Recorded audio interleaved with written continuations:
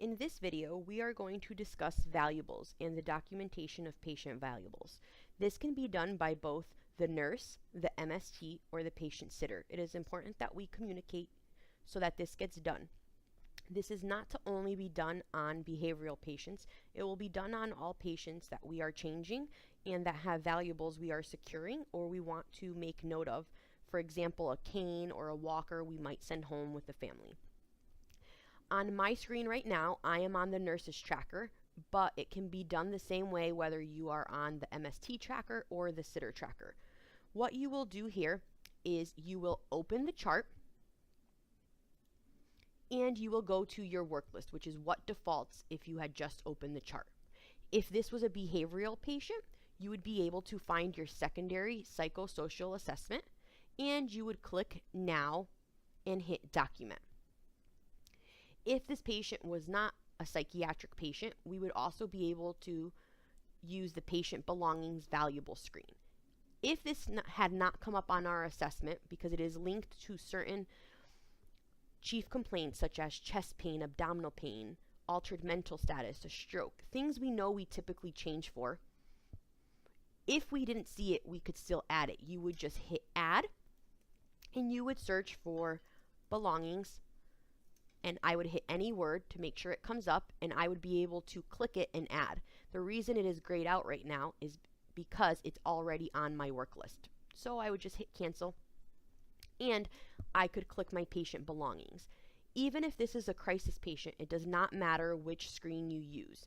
The secondary psychosocial is more the intent for the nurse because they are charting whether this patient's been wanded, has a sitter, etc. So it does not matter, both for nurses or techs, where the person doing this assigns it. But for nurses, they would want to document, preferably under secondary psychosocial, so that they're not having to open two assessments. So what you would do is you would hit the one you want to use, check it, and hit Document.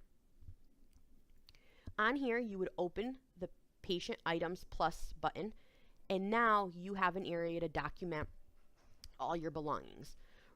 So you would go through, and remember, they're click through to make it easier, but if you prefer to use a comment, you can type out here what they have.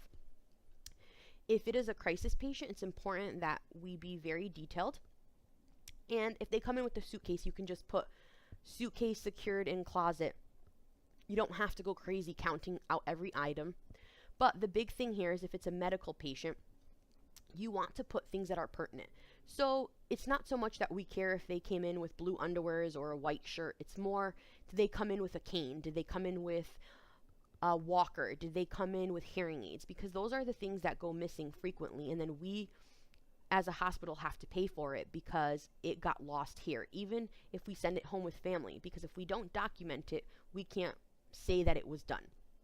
So the important thing here is, you would chart what the patient came in with.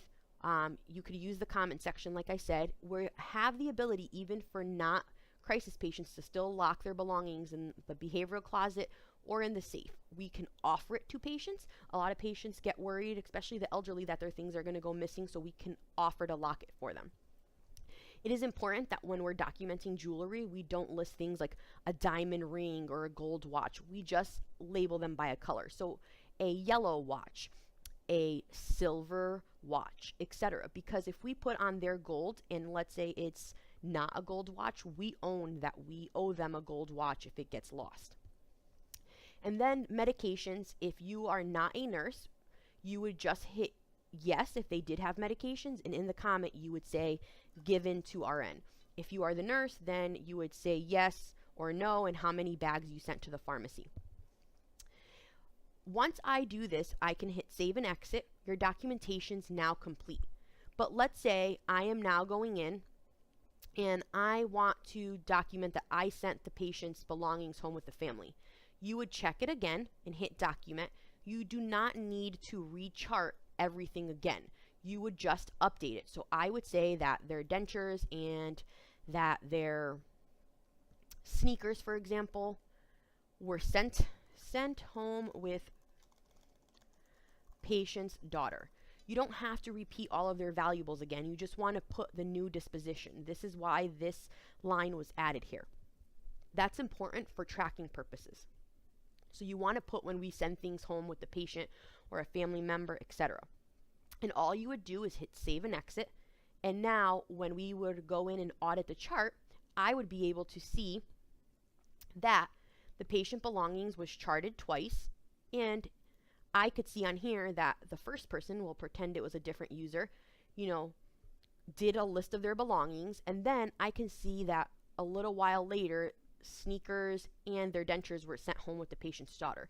So everything is trackable. You don't have to repeat your documentation several times. You just update what has changed. And just remember, like I said before, that this applies to everyone, MSTs, sitters, and nurses. We all are responsible and should work as a team to ensure that this is charted on the patient.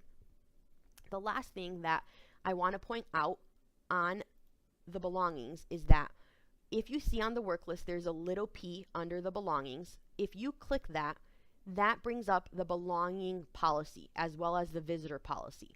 If you click either one, so if I click this one, I see it's the valuables, it will ask me if I want to launch, and once I hit launch, it will bring me directly to the hospital policy. And this is very useful because it informs you, but also you can print it and give it to the family member or the patient if they're being difficult, particularly like a crisis patient, about getting changed.